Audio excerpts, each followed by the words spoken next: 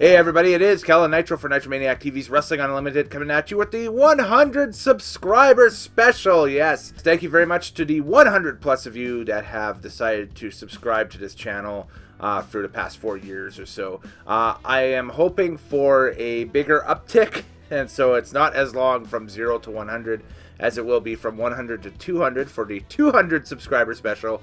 And what will that be? Well, stay tuned to the end of the video and find out what the 200 subscriber special will be as soon as we reach that benchmark. But this is the 100 subscriber special, and I decided to tackle a question that has been kind of thrown into my inbox and asked as a wrestling fan, as a wrestling video collector, and so on and so forth throughout the years.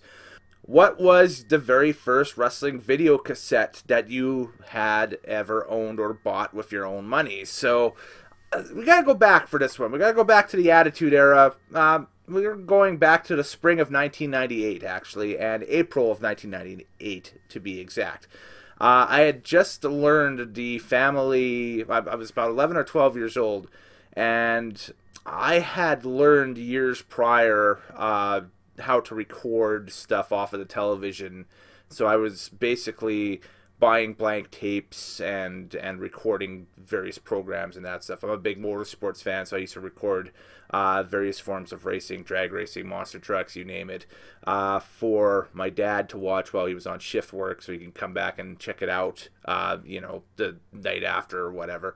Learned how to edit out commercials and so on and so forth. So I had a little bit of AV knowledge at the time. About, I want to say maybe December to January, February of 1998, I was finally allowed to rent my first video cassettes that were related to pro wrestling. And about the same time was when I started to kind of play around with the idea of buying a bunch of blank tapes. I was only getting maybe like a $10 allowance at the time or whatever, and picking up some blank tapes to record wrestling shows. And that's if other people, when they're 12, 13 years old, are buying video games and video game systems, you name it, I was buying blank tapes. So, my heart was set on the VHS format.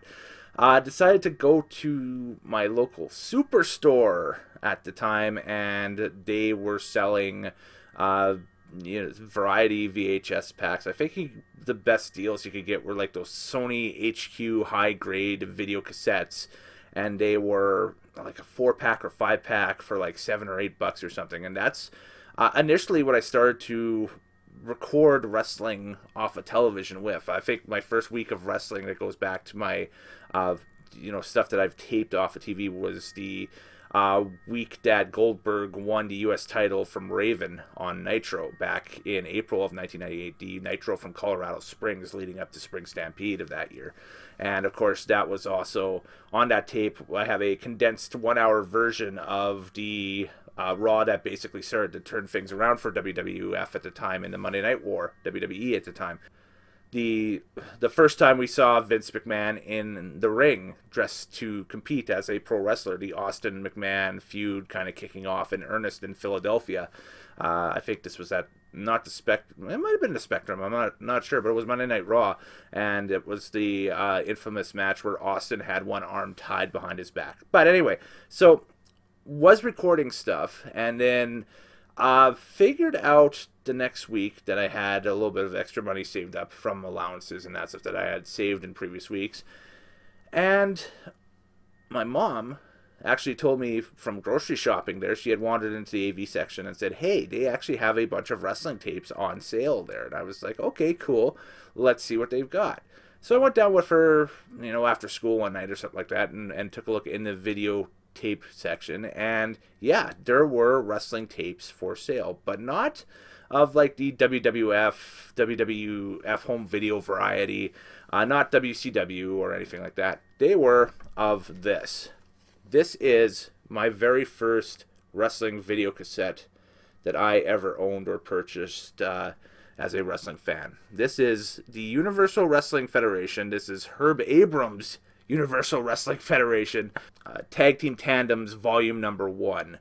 And this is a 45-minute, 4-match video cassette, and it's all tag team matches. And the reason why I picked it up was, again, the price point. I think this was like maybe $6.98 or something like that when I picked it up. And to a kid who was making a $10 a week allowance, that was everything. That's like, still basically beginnings of junior high and whatever at the time. So it really fit my budget and whatever. And also the names involved on this. You look at the box and you see on the front very early on Luna Vachon with two dudes in cloaks, which ended up being the Blackhearts. We'll talk about them a little bit later on in the Nitro stake. And then you look at the back and you see that Cactus Jack's in action. That was the selling point for me because, it's Cactus Jack. It's Mick Foley. He's one of the biggest figs in WWF at the time, right? As Dude Love. And you look at, Cowboy Bob Orton involved in the first WrestleMania, which I had just recently had rented and checked out for like the first time. David Sammartino involved in the first WrestleMania. So, I mean, this was all, guys that I had read about or had seen in previous incarnations of the WWF and so on and so forth. So I figured, why not? I'll pick it up. There were a few other titles at the time. There was actually some Stampede Wrestling on tape from the Stampede Wrestling Classics box set that was on sale that you can probably still pick up on eBay as well, that I think Echo Video Productions out of Calgary had put out. But I have 4 out of the 5 tapes as well that I started buying shortly thereafter in May and June of 1998 as the year went on, and I eventually started to build out my WWF home video collection with some pay-per-views. And I think my first WWF home video title was Best of WrestleMania 1 to 14, if you can remember that one, from 1998. I have also talked about here on the channel in the past that I bought the Black Kosh home video box set, the first WrestleMania box set from 1985 to 1997. I've talked about that enough in the past. Check out some of the past videos for it. So, anyway, Nitro Stake today. Long preamble, but right into it. We're going to take a look at 2021 eyes on the Herb Abrams UWF Tag Team Tandems Volume Number 1 video cassette. And does it stand the test of time? It doesn't. It does not at all.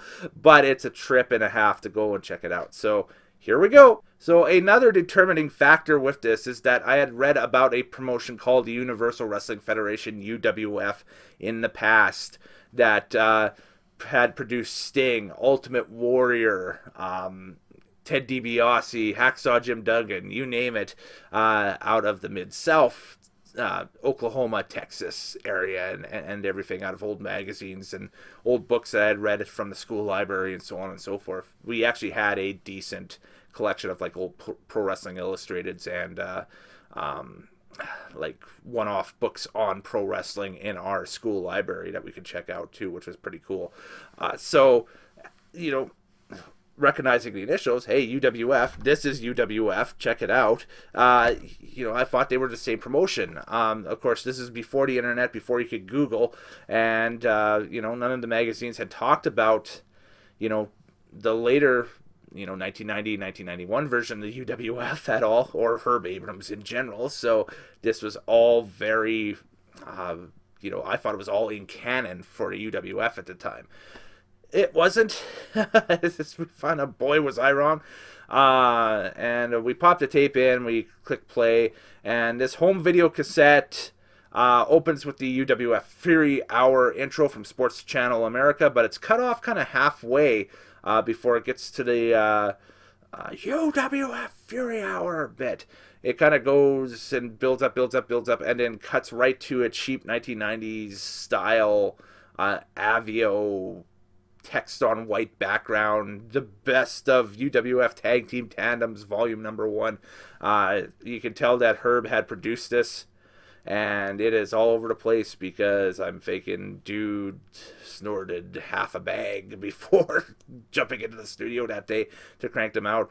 Apparently, according to the back of these things, there are, 1, 2, 3, 4, 5 other cassettes. I have one other cassette. We'll talk about that at the end of the video.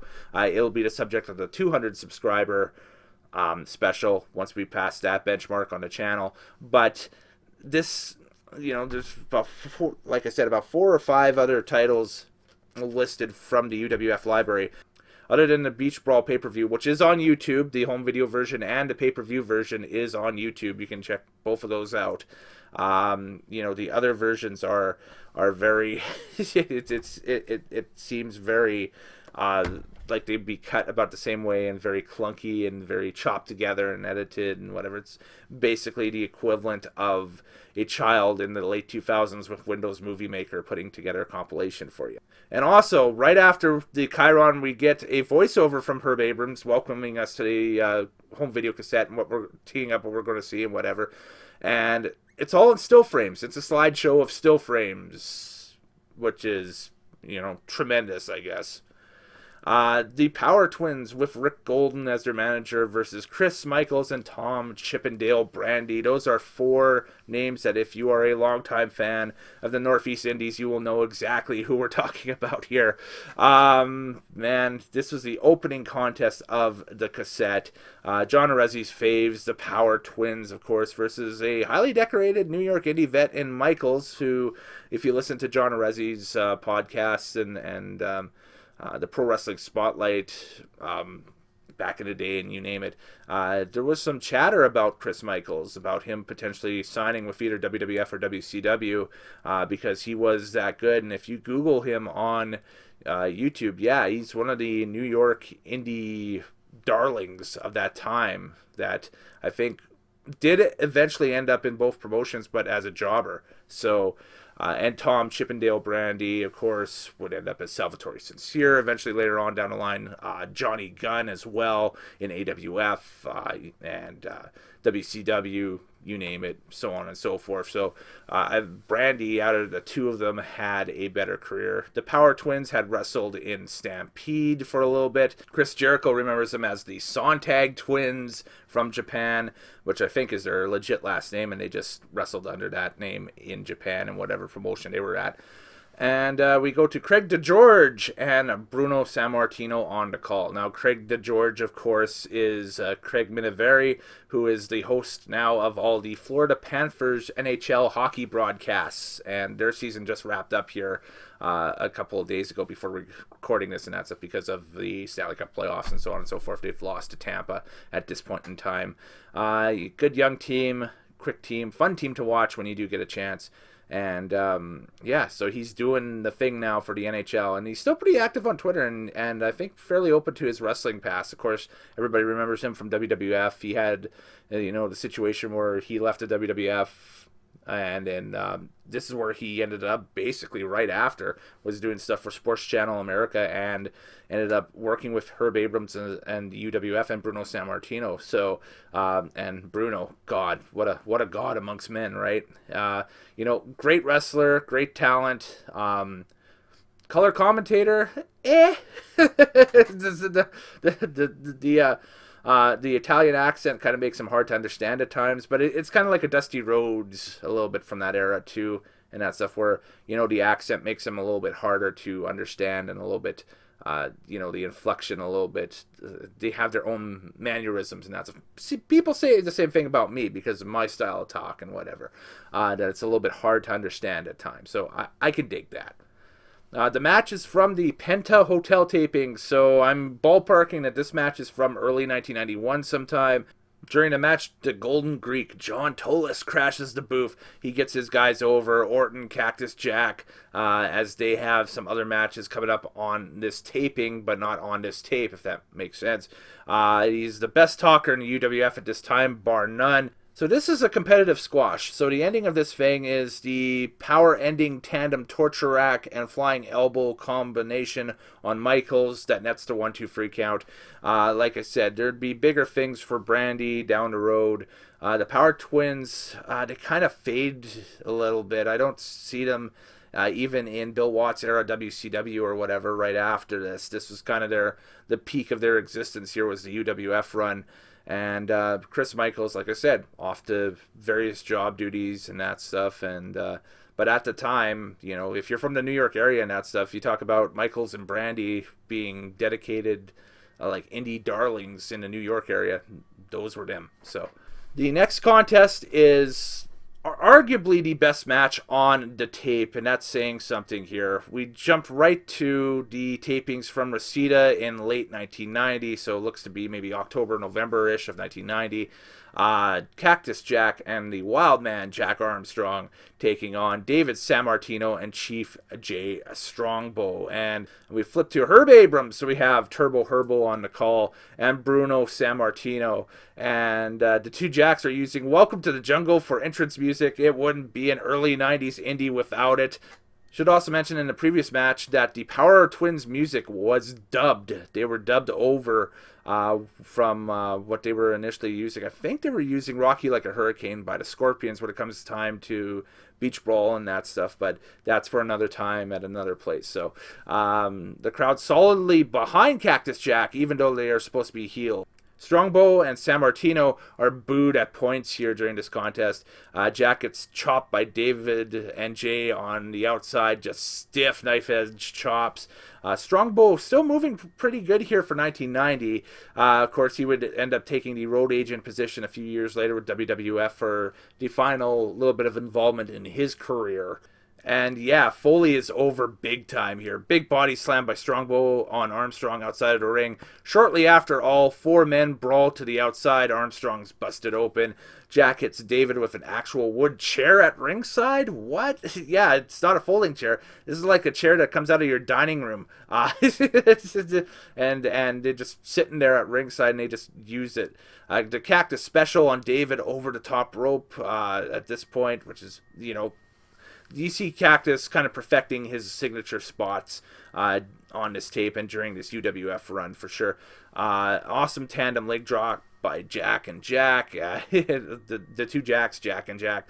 Boston Crab by Cactus on David. And then Larry Zbyszko shows up at ringside to rattle David. Now, of course, Zbyszko, free agent at the time, doesn't sign with WCW until later in 1991. So in 1990, he's just still the AWA heavyweight champion, but there is no AWA at the time. So, of course, this is being the fall of 1990. He's looking at places where he's got a belt.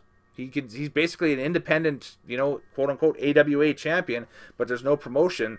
So I think they were leading to potentially, the Sammartino-Zbyszko thing in the UWF. I'm not sure if that ever happens or not. I have to watch more of the UWF TV following this, but, the build for that is big. The finish, Cactus reaches deep into his tights and pulls out a foreign object on Strongbow and gets the 1-2 free count after nailing the Chief with the foreign object.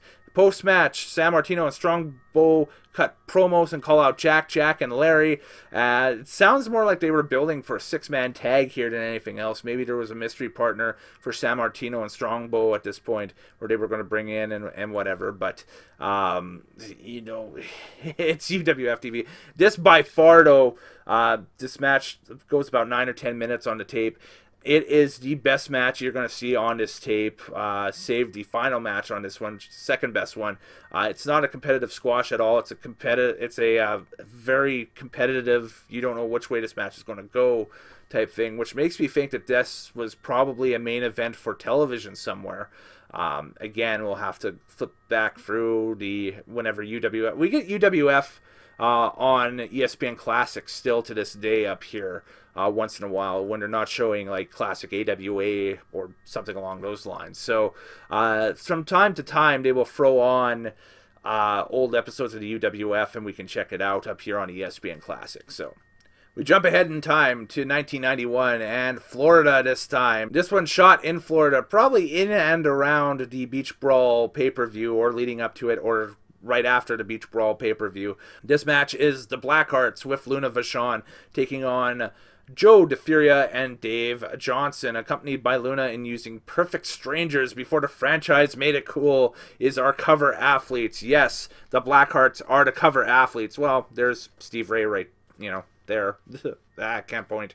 Camera, mirrored, whatever, but you see it right there by the, there's Stevie right there. Don't mean to flip you off, Stevie, but just the way I was holding the tape there. But yes, the Blackhearts are your cover athletes here on this cassette. This is the David Heath, Tom Nash combination of the Blackhearts. Dave Johnson, who is in this match, is on the opposite side in this one, and he ended up being the third Blackheart when Nash kind of got swapped out later on down the line or whatever, or there was still the combination of Heath and Nash as the Blackhearts, or Nash and Johnson as the Blackhearts, or Johnson and Heath as the Blackhearts. The ones that wrestled in Stampede, though, were Tom Nash and David Heath in the final days of Stampede and whatever else. But again, this one is shot in Florida. Craig DeGeorge and Bruno Sammartino on the call, joined by Captain Lou Albano. And I'm sure that the old school wrestling fans and that stuff will correct me if any of that above information is wrong. But that's how I kind of interpret it, and that's how I kind of researched it out for this piece, at least. This is a squash job by the Blackhearts here. The match itself runs, maybe 6 or 7 minutes on the tape. Heath with an amazing plancha to the outside on Johnson.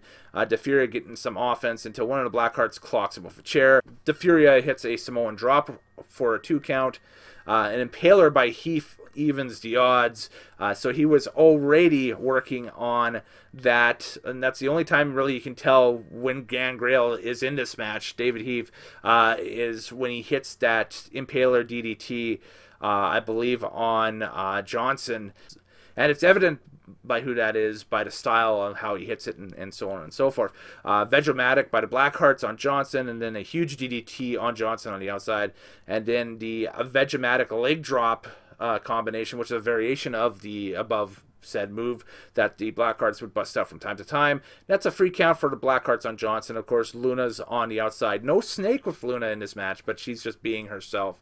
And late 80s, early 90s Luna, like the run in Florida with Kevin Sullivan's Army of Darkness and, into the UWF is a treat. You have to check it out for sure. This stuff from the UWF, not so much, but, the stuff leading up to it, like the Championship Wrestling from Florida era and everything from the 80s, when Luna really made her debut, it is fun, and we get to see her kind of elevate up to the character that we know and love from the golden era of the WWF in the 90s. So yeah, it was an elongated squash, but the jobbers got some offense in, again, because I think that Johnson being paired with the Blackhearts in some way, or the three of them kind of interchanged one after another or whatever.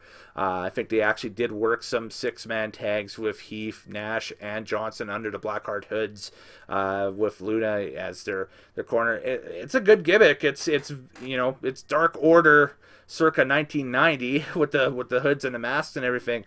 It painfully needed a character like a Kevin Sullivan or whatever to kind of spearhead that direction, but I could see it being brought in if it had, somebody like a Kevin Sullivan or something into WCW at the time, because they were experimenting with gimmicks and whatever, and it making a bigger splash. But just as a straight heel tag team, Devious and Dark, the Best Before date had already at this time kind of passed that group by compared to what WWF and WCW were doing. So then comes the final match of the tape, and it is our main event of the tape. This is Cowboy Bob Orton and Cactus Jack with John Tolis versus Wet and Wild. And Cowboy and Cactus, they're using Hard to Handle by the Black Crowes, which was another huge song at the time, as their entrance music. Wet and Wild using some hip-hop track from the 90s. I thought it was the Fat Boys, but then I got confused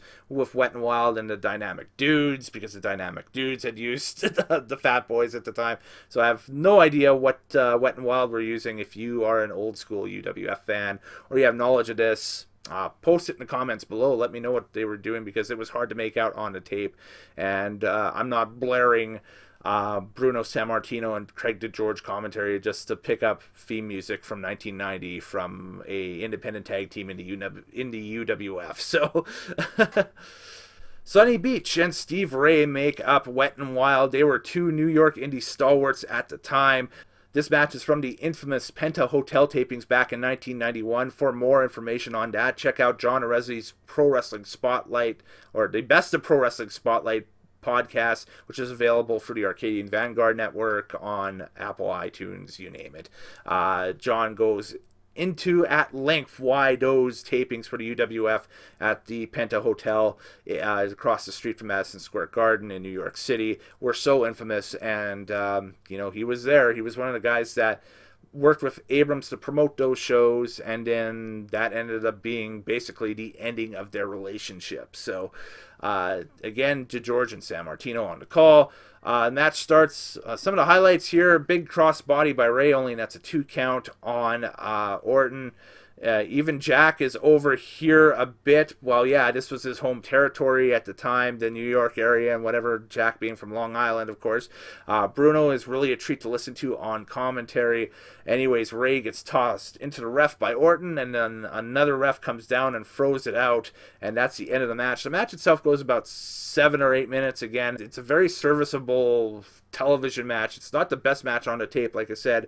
Armstrong and Cactus Jack versus Strongbow and Sammartino are a great match, and quite frankly, that match should have been in the final spot. They should have built it up to be the main event on the tape. I would have had this match maybe with Wet and Wild with Ray and Beach a little bit lower down in the tape, but Herb was pushing Wet and Wild as his top babyface tag team at the time.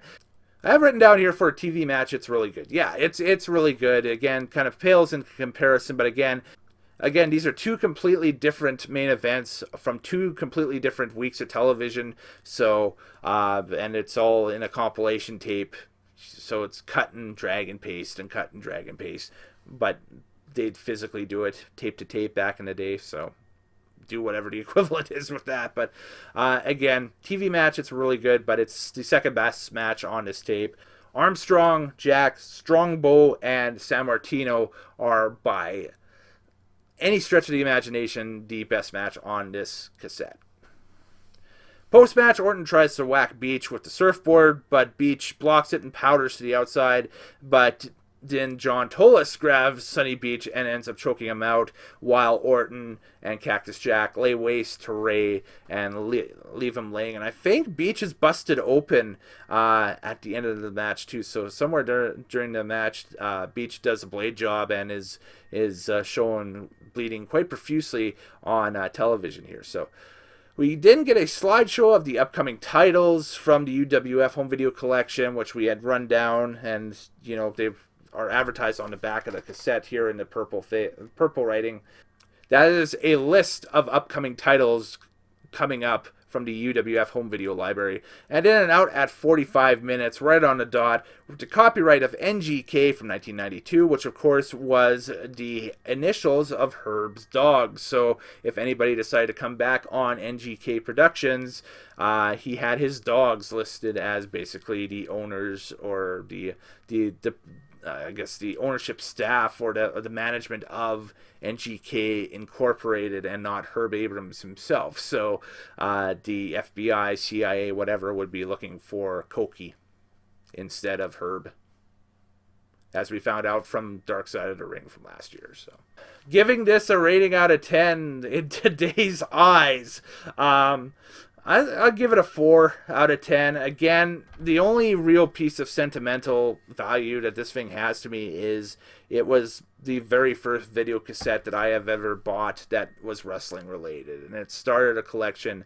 that I still have to this day of a few dozen VHS tapes, a few dozen DVDs, and a lifelong love for the industry of professional wrestling, which I hope comes through on this channel. And I hope that you guys have enjoyed, my various exploits on this channel during this time, and it's about the same time as I've done them. So it's kind of a roundabout conclusion, but that's what it is. So, well, folks, that about does it for this one. I'm Kellen Nitro. Later days, happy wrestling watching. Thanks again for tuning in and checking this out. And thank you again for subscribing if you are one of the original 100 subscribers of this channel. Now, coming up, once we pass that 200 subscriber benchmark, this will be unveiled, because, like we pointed out on the bottom of this cassette, there are more than one UWF VHS title that is available out there that you can find, and I have the second one. So once we pass the 200 subscriber benchmark, we will unveil this. Yes, that is the best of Paul Mr. Wonderful Orndorff in the UWF, and we're going to hit it up like we did here. 2021 style, baby. We're going to take a look at this. under 2021 eyes and see if it measures up or not. It probably won't, but it's fun anyway. So, all right, join us then. We'll see you next time here on Nitromaniac TV's Wrestling Unlimited. Take care.